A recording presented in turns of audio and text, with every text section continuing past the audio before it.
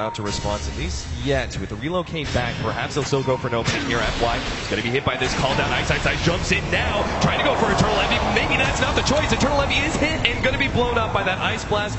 The combination of nukes out from Super. FY comes forward and actually steals, what did he get? Brain Sap.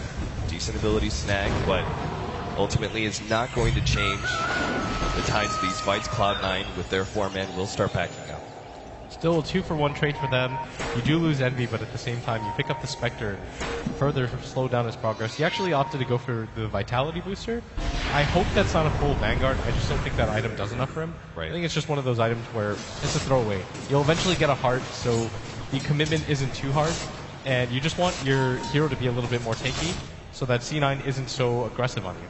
Like, okay, if you want to gank me, it's going to take 2 or 3 heroes. Yeah, you don't want to be low enough to be blown up by 3 different races from Dota.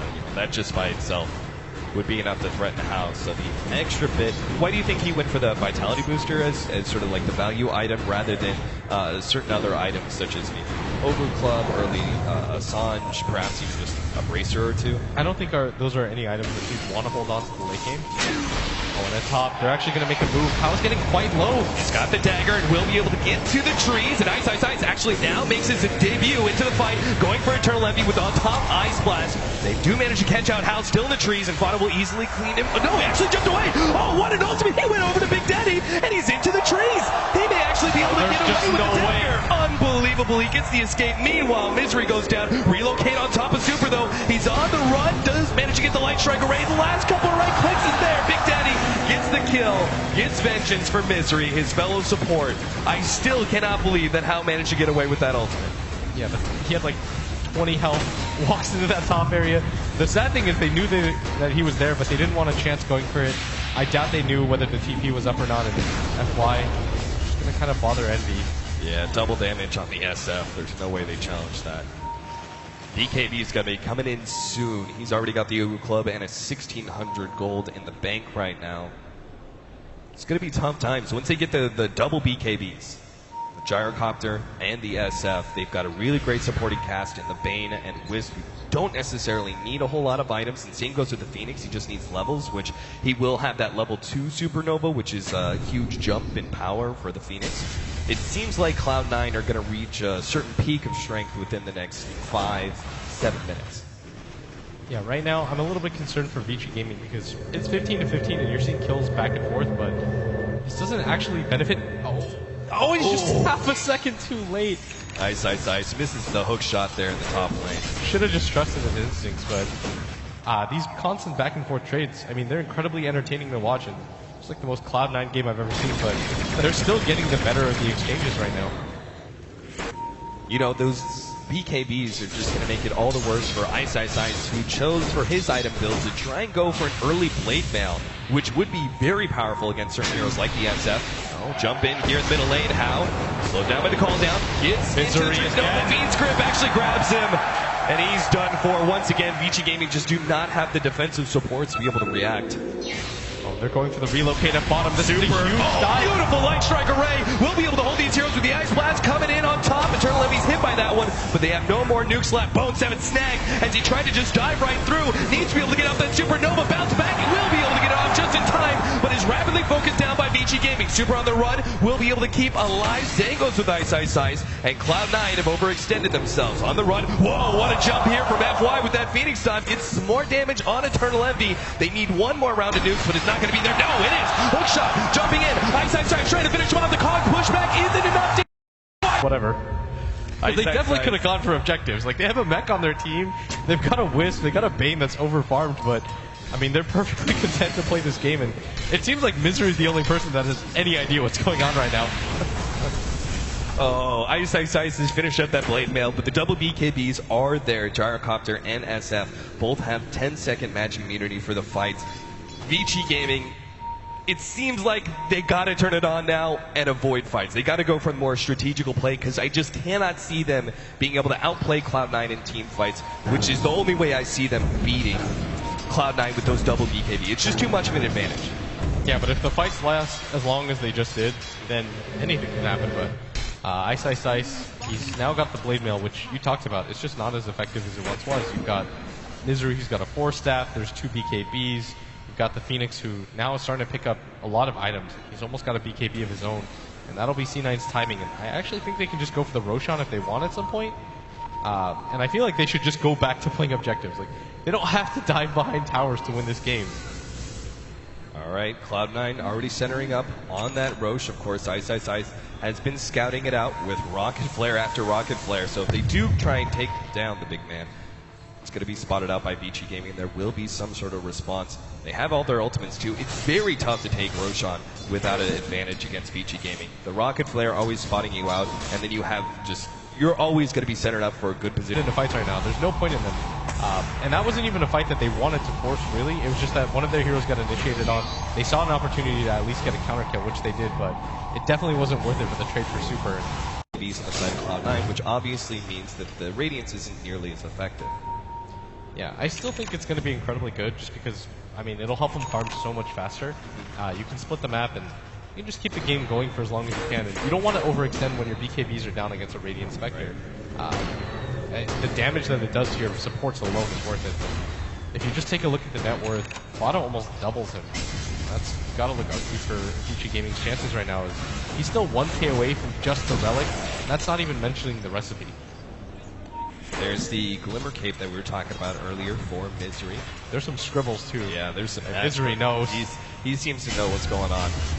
There's got to be someone up here in this top lane, and it is indeed Ice.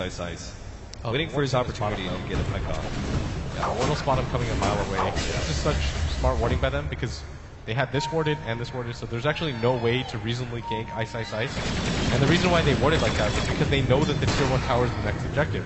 So where do you ward? Wherever the next objective is. Right. Except for just a little bit of AoE damage from the Ice Blast and the Rocket Flare. Yeah, and that's a pretty deadly combination, and it should extend the game for much longer than it should, but net worth still quite bad for Vici Gaming right now, and the Spectre's not really catching up. The problem with this hero is that you have a really static laning phase. You can't really go anywhere else to farm safely. Jungling isn't really an option. There are a few builds that you get like culling. His next item choice, he got a lot of gold on him. He is choosing to go for the Scotty. I was just about to ask you. Butterfly, I feel like Scotty's the better option here solely because the pure damage nukes. Oh, top lane, they're going to try and burst down Eternal Envy. Big Daddy No-Tail comes in, trying to go for the save, but now he's pushed back. He's going to go down. Vici Gaming have just found a huge opening out of lane, and now it's going to be caught. Beautiful ball blocking from Bolt 7. How he's searching for a way out of this death hole that he got himself into, but the 3 heroes from Cloud9 will ensure the kill at the very least. That was a huge pickoff in that top lane, but it all just kind of gets thrown away with House jump to bottom. That had to have been a misclick. There's no way that they keep the game going for a little bit longer. They slow down Eternal Envy's farm, and more importantly, they buy some time for Hao. Like, if Hao hadn't died there, he'd have his Radiance, and that would just push C9 to the point where they just have to go for high ground at some point. Do you agree with Vada's choice to go for the Scotty, by the way? Yeah, I think against a team like Vici, I think maybe Satanic is the more likely option. Like Helm of Dom, get a Satanic, wait out the Ice Blast. I think going for the Scotty is too defensive. Alright, no relocate shenanigans for F1. Dang. You just decide 23, despite the very even kill count right now. Cloud9 are ahead by about 8,000 gold, 70% experience. Late game advantage, 45-15 minute marker when the Spectre is finally coming online. They're going to have the Aghanim Scepter coming in for Fenrir soon as well.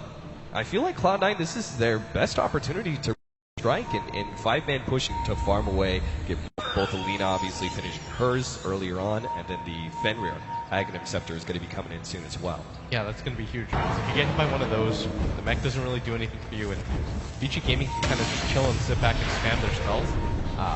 But they're probably just waiting for the Roshan more than anything. There's no real reason to risk it, and Hao at top is so afraid right now. Like, he knows something is up, but I think he might just risk this. There's like 10 seconds that go by and nobody shows up on the map. They're throwing out the stuns. Hao. Misery, he's found Hao. Super, he's trying to stop this one. There goes the hook shot all the way in.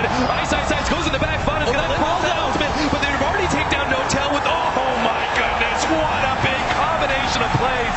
Both 7 Eternal Envy almost single-handedly take out all of Vici Gaming. And now they're going to march straight through the tier 2s, go up to tier 3s as well, see if they can force the buybacks, but there's not a single one out for Vici Gaming.